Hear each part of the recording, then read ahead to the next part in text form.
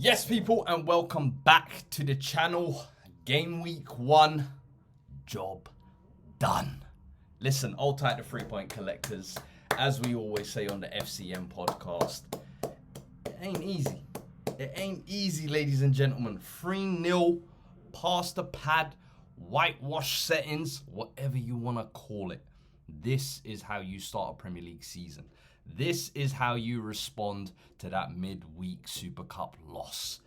Beautiful. Clean sheet, 3 goals. Mohamed Kudus, 2 assists. Richarlison, 2 beautiful goals. Brennan Johnson even chipping in from a new position. Hey, we got a lot to discuss. Listen, game is literally just finished a couple minutes ago. I thought I'd jump on, quickly share my views on the game. Let me know your thoughts as well. Listen, smash a like. Subscribe to the channel. There'll be plenty more videos coming. It's a new season, baby. And this is a great way to start it. Even how we set up for this game was actually quite interesting. Because obviously, I spoke on midweek how we switched to the back 3, back 5. And that's actually a nice wrinkle that I'm glad Thomas Frank is bringing with him from his time at Brentford. Because I feel like we need that for certain games. Especially when you're going up against quote-unquote better sides like a PSG. You're going to maybe need to be a little bit more defensive, solid, have more workers in midfield, play on the counter-attack a little bit. But today was one of those days where I wanted to see how Frank set up. Was it going to be the same back 3, back 5 system? Is this going to be a thing that you live and die by? Or are we going to see a tweak and we're going to try and maybe go for the game a little bit? And 4-2-3-1, you saw the setup. We had a midfield 3 today of Archie Gray, Pape Sarr and Bergvall as well, which I was actually quite excited to see because as I was emphasizing in kind of my preview to the season, I want to see these youngsters getting good minutes this year. I want to see them getting developed. And Bergvall today, I thought was brilliant in that midfield. Archie Gray, I feel like his first game back in the midfield, so I won't judge him too harshly, but I thought he was just run-of-the-mill, okay, maybe a 5-6 out of 10. But the fact that he's getting game time there gives me confidence for the season, where I'm like, you know what, at least Frank is letting him play in his natural position. Pape Sarr, brilliant performance today, man. Once again, the guy who I say is almost like the glue to the midfield and playing a little bit further forward, it seemed like in the second half, playing in that 10 position, I thought he was incredible. The way he found that pass to Brennan Johnson, picking the ball up, driving with it, playing that right weight of pass as well. So often I get so overlooked in terms of players when they're playing passes. The weight of pass is really what counts. And that assist for that third goal was beautiful. But before we even get to that third goal, because when I saw the lineup, I was looking at it and I was thinking, hold on. Is that back-to-back games I'm now seeing Richarlison starting ahead of Solanke? Is this something I should be concerned about? And then obviously someone let me know Solanke was just coming back from a back injury. Obviously, I think his first game back was midweek, which was why we never saw him. But then we saw him come on as a sub. So I thought, hey, you know what, Richarlison? You gave a solid effort in midweek. The pressing, the dropping back and helping the midfielders, the link-up play sometimes as well, was actually very decent against PSG. Can we now go into this game with a bit of confidence from that? Can we go into that game with that bit between our teeth and sniff out those goals that we need and bang! Early doors, Richarlison said, I will be there. 10 minutes in, I think it was. Popped up with a lovely finish. Mohamed Kudus putting it on a plate for him, but for him to kind of position himself. And I don't know, Richarlison I feel like is a great scorer of awkward goals. I don't know how else to explain it, but his body angle, his body position, and the way he hits it just doesn't seem... I can't explain it, but I hope you understand what I'm saying. But he just doesn't score easy goals, if that makes sense. And then in the second half, I think it was also about 10-15 minutes after the second half. Brother. Mohamed Kudus once again, shing, chopping up and slicing and dicing, floating a lovely ball to Richarlison, and Richarlison just flashed back to World Cup 2022. R9, the haircut, it all came flooding back to him, brother. He said this is a World Cup year. If you think I'm letting guys like Cunha, guys like João Pedro, all of these random Brazilian donnies you got running around in the Brazilian league, no one's taking my shirt, brother. I'm putting guys on notice. The guy hit a scissor kick, a wonder goal.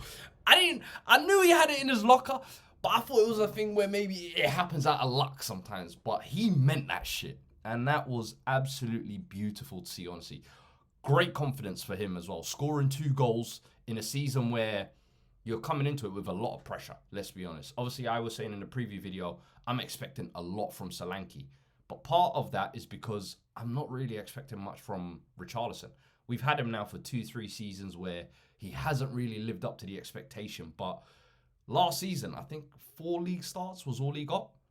We barely saw him. He was injured most of the time. So having obviously Son left in the summer now, Maddison out injured for a while, Kulusevski out injured for a while, bro, we're going to need contributors from everywhere. And I'm sorry, Richarlison, you're one of them. You have now just put it on notice. And I need to see more of this. I need to see this on a consistent basis. Whether you're starting, whether you're on the left, whether you're coming off the bench, it don't matter. If you got finishes like that in your locker, if you got hunger like that in your locker, if you got pressing and that grit about you that you've been playing with these past 2 games, I need to see that on a more consistent basis, brother. Because that's the biggest thing, I think, that has been holding a lot of Spurs fans back from riding on board with Richarlison. Because it's like, he gives us moments, he gives us kind of flashes where you think, oh, he could finally break out here, and it just doesn't really follow up. So really, really happy for him, honestly. I think it's deserved start after the midweek performance, and 2 deserved goals as well with his performance as well today. What a performance from him. What a couple of goals. But I can't mention those goals without mentioning Mohamed Kudus as well. And brother, you know I'm laughing. I watched West Ham pods. I watched West Ham fans on Twitter. All of them trying to convince themselves that they were happy to get rid of Mohamed Kudus this year. They were saying, oh, he's only got 3 goals and 5 assists. I mean, we got 55 million for him. That's a brilliant deal. Do you know what I mean, mate? You absolute fools. Are you dumb? Are you dumb? We have an absolute gem, and I'm sorry. We should have maybe given you another 50 mil. We should have maybe given you another 60, maybe 70. Because you're fools. Fools for thinking that you're better than this guy. That you can just move him on and move on. Your foolishness brings my happiness. Because I'm telling you now, I am going to enjoy Mohamed Kudus as a footballer. This guy, real jugador. The close control today, the touches, the skill, the trickery, the dribbling, the passes, and the thing is playing on the right, he can go inside, he can go outside, he can float into the middle and pick up the ball, he can drift out wide and bro, he can do it all.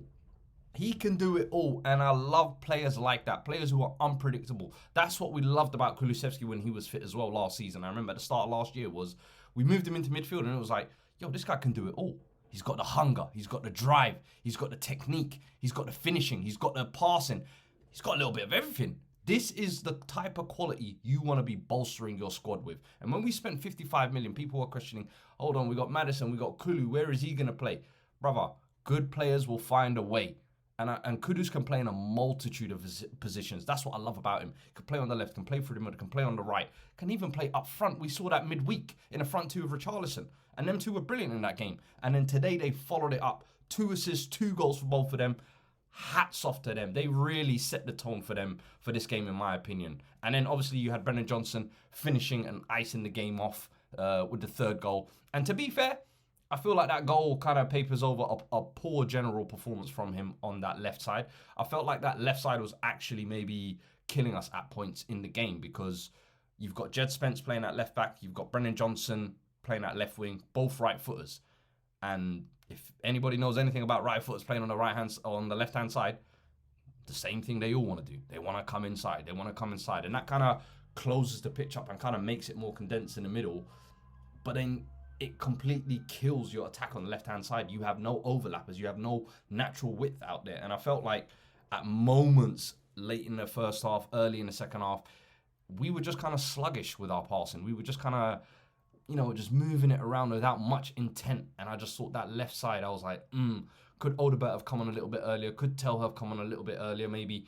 But in the end, Brennan Johnson does what Brennan Johnson always does. And that's, I'm going to make sure I leave with something. I'm going to make sure I get mine. I'm going to make sure mine and my family are fed tonight. And he left with his goal, so I can't complain at the end of the day. 3-0, we're walking away here. It wasn't the greatest performance, in all honesty. And I think the scoreline maybe flatters us a little bit. But I think in the second half, we definitely started to get a lot better. The first half was quite slow and almost felt like a last game of the season rather than a first game of the season. And when we were kind of leading 1-0 at half-time, I was thinking, oh, we really need that second goal to kill the game off early in the second half. And luckily, Richarlison got that for us. Pedro Porro almost killed us, though. Brother. That little nudge at the end of the first half where Jaden Anthony was nowhere near the ball, that could have easily been given as a penalty. And I know some people were saying shoulder to shoulder. Nah, bro. He shoved him straight in the back. Anthony was nowhere near the ball. You were nowhere near the ball as well. It just didn't make any sense, and it almost just put us in a little bit of a dangerous situation. Kind of gave me a little bit of a little scary moment just before the half, but we came out second half, and I felt like Van der Ven, I think, just missed with a corner, getting a header, and then after that, Richarlison got the goal, and we kind of settled into our tempo and just really took control, and it really started to turn into the Mohamed Kudus show for about a 10-15 minute period where he just seemed to be getting all the ball and was just doing everything. But all in all, I thought very good performance from everybody. I thought, Frank, fair play to you. You actually changed your system up as well, tried to play us on a more attacking front foot way, and it may not have been as fluid as maybe we would have liked, but I think that's kind of expected sometimes early in the season where the cobwebs of pre-season are still there and that kind of intensity needs to kick in. But all in all, I'm very happy with that performance. We made Burnley look like a newly promoted side, in all honesty, and I was a little bit disappointed with Burnley, although they kind of stayed in the game when we were at 1-0. At no point did they really look threatening. And this is what I said in my preseason prediction, where they've got Lau Foster, they've got Zayas Fleming, they've got all these forwards, but I don't really see any of them scoring enough goals to keep them up in the Premier League. And I don't really see the quality within that squad in terms of individual quality. So that lineup for me, what was it, a 5-4-1 they set up? It was basically a backs to the wall job. So it kind of made it a little bit easier for us. And I think against better opposition, we'll definitely need to play better. But for a first game, 3 goals, Richarlison chipping in with 2, your new signing getting 2 assists, Brennan Johnson continuing the form from last season, clean sheet for the defence. I can't complain. The youngsters getting minutes in midfield and playing decently as well. All in all, a lot of positives to take away. Do you know what I mean? And now we go into this season kind of with our heads held high. But we have Manchester City next week. And they are playing very shortly versus Wolves, I believe, is the 5:30 kickoff. But that is going to be the first big test of the season. Now, obviously, history will tell you, look, Man City, you know, we always do a little something there. But new manager now. You know what I mean? I'm sure Pep, new season as well, he'll be playing with a bit of fire in his belly, a bit of redemption arc waiting for them. Could it be? We shall see. I might do a watch along for that one. Let me know if you guys want to see that on this channel. I will be doing a few more videos throughout the week as well, so make sure you're subscribed, keeping up to date with everything. But let me know your thoughts from the Burnley game. Of course, opening day of the season, 3-0, 3 goals, clean sheet. Can't complain in my opinion, honestly. There's a lot of good stuff to take away from there, but I want to know your thoughts, your takeaways, your insight. Let me know in the comments below. Smash the like if you can and subscribe to the channel. Plenty more coming this season. I'll catch you guys on the next one. Take care.